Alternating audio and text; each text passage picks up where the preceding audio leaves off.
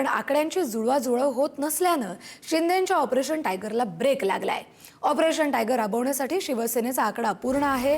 हा आकडा पूर्ण होण्यासाठी शिंदेंनी ठाकरेंच्या एका खासदाराला मंत्रिपदाची ऑफरही दिली आहे। ठाकरेंच्या खासदारानं मंत्रिपदाची ऑफर नाकारल्याचीही माहिती मिळतेय।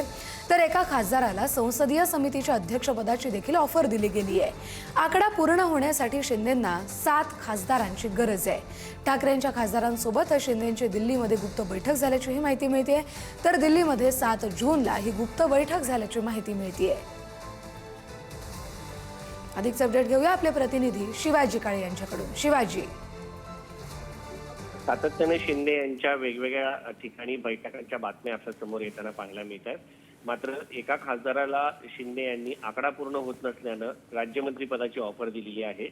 तर त्या खासदाराने ऑफर नाकारल्यानंतर प्रकृती स्वास्थ्य कारणास्तव तर त्यांनी एका चांगल्या समितीचे प्रमुख पद देखील देऊ अशी माहिती मिळत आहे। दुसऱ्या एका खासदाराला देखील मराठवाड्यातील मंत्रिपदाची ऑफर देण्यात आली होती, कारण तो या सगळ्या संदर्भामध्ये पूर्ण लीड घेऊन 7 खासदार करण्याचं काम करताना पाहायला मिळतोय, म्हणून त्यांना देखील ऑफर देण्यात आली आहे।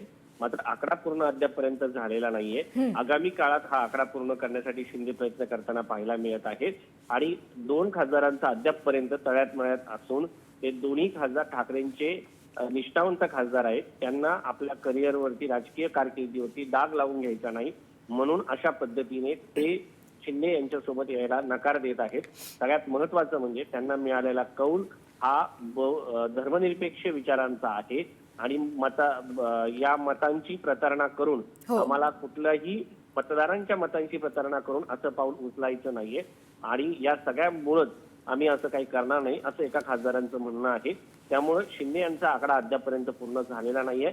मात्र आता हा आकडा पूर्ण केला जातोय का आणि पुन्हा एकदा जनतेच्या मताचा महाराष्ट्रामध्ये अपमान होतोय का हे पाहणं महत्त्वाचं आहे, कारण लोकशाही मानणाऱ्या कोणत्याही नागरिकाला अशा प्रकारे खासदारांची इकडून तिकडे मंत्रिपदासाठी किंवा विशेष समित्यांसाठी किंवा पैशासाठी, निधीसाठी किंवा ठाकरे भेटत नाही असे कारण देऊन जाण्याला पाठिंबा असेल असं वाटत नाही। कारण ठाकरे पहिल्यांदाच लोकांना माहिती की ठाकरे कशा पद्धतीने भेटतात, ठाकरे कशा पद्धतीने लोकांशी बोलतात, ठाकरेंच्या बैठका किती होतात हे बरोबर आहे शिवाजी। त्यामुळे अर्थातच शिंदेंसमोर आता पेच निर्माण झालाय।